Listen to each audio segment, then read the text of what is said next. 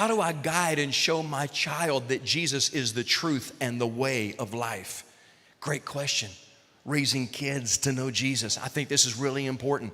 And by the way, I ain't got no kids. You got grandkids, so listen to me, all right? Let's and maybe you're raising kids that are not yours biologically. But I want to help you with how we can influence. Number one, tell them who Jesus is to you. Stop waiting on the church to do all the witnessing. Let your child know what Jesus has done in your life. Let them know who you were before. I know you want to paint a really good picture as to who you are, but make sure they know this is who I was before Jesus. You ought to be glad I'm saved. I mean, that's kind of what you're telling them, right? So that number one, make sure that they know your testimony. Number two, set a biblical standard in your home. What I mean by that, you set the atmosphere. This atmosphere is to honor Jesus. What's said in here, what's done in here, what's on that TV, what's played on that radio, what we talk about, the attitudes in our home, it's to make sure that we're honoring God. It doesn't mean that we don't have bad days. Of course we do. But we fight for that atmosphere of joy, an atmosphere of peace, of joy, of belonging. You're loved, all of that stuff. When dinner time comes, pray before you eat. Train up a child in the way they should go. Let them not just hear you, but see you. Teach them to do that. What you're doing is you're identifying, you're recognizing God in your home. Don't just let them recognize or hear Jesus' name in church. Let them hear Jesus' name in your house, and not in a cursing way. Like, let's worship him, right? And if friends come to your house, guess what? The standard matches for them too. This is how our house rolls. I'll never forget growing up, man, we had people that would come to stay the night, going through difficult times. Mom and dad were bringing people in all the time. And I heard my mom and dad over and over. They would turn to the guest on Saturday night and say, we'll all be getting up and going to church tomorrow.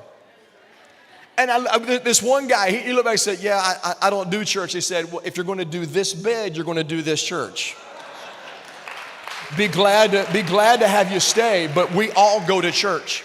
Mom and dad, you got a teenager? They're saying, I don't do church. Well, where are you going to be living tonight? God bless you. As for me and my house, we do not take a vote. We serve the Lord.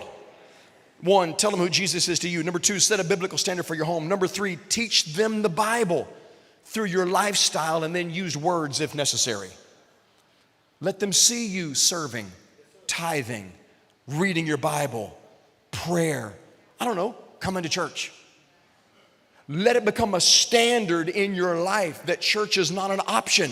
We've come to worship him, to honor him with our lives, our time. Everything else revolves around him.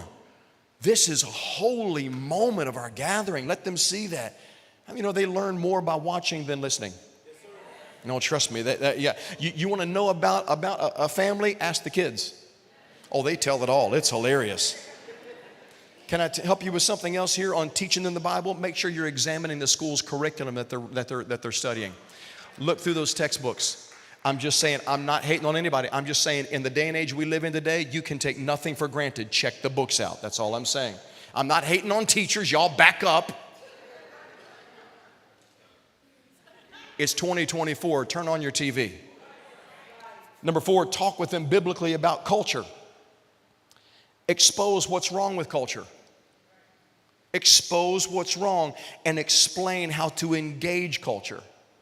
Today, we're in a place where you have to explain to them what a man is, what a woman is, what marriage is, what sexuality is, what's the proper way for this to happen. You better tell them, because somebody else is. And if not school, TikTok is talking to them, I promise you. TikTok. You better jump in that time frame. You better make sure they know where you stand. For our house, this is what we stand for. I'm just going to talk plain and open here, because it's family. Pride is not a movement. Pride is a sin. I want to be real plain about this.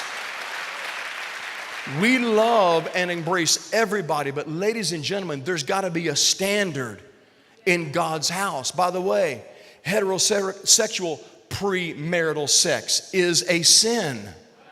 It's wrong. There's a standard. And here's what you say: as for our house, we're not better than anybody else, but this is how we live and how we serve God. I had this conversation with my son for years. Son, I know you got a lot of friends and they do this in their house and they do this and it's okay for them to go. And we're not mad at them. We're not better. We had this so many times. But we Thomases live this way in serving God. This is what works for us. We've got to speak truth and then explain how to engage culture properly. We love everybody. We embrace everybody.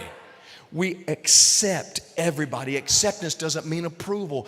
Look, there's times I shouldn't be approved, but thank God I'm still accepted. All of us together, we all have our struggles. We all have our issues. So it's not pointing fingers. It's just saying we've got to do it together, and we care for people no matter where they are, no matter what their background, no matter what their economic status. I don't care what their sexual orientation is. We love people, but we love them with truth and love side by side. So talk with them about culture. And number 5, control their environment, not their decisions. You can't control the decisions they're going to make. But if I put them in an environment where the decisions are limited and they have to choose between excellent and good, I don't really care which one they choose from there. Make sure you control that. And by the way, parents, saying no to the wrong environment, get used to that. You don't try to be their friend. You stand as their parent. There's a difference. By the way, bring them to church. Get them to the blend. FLC kids. Allow this community to help raise and fashion and form our children to understand what it means to serve God in community and do it side by side.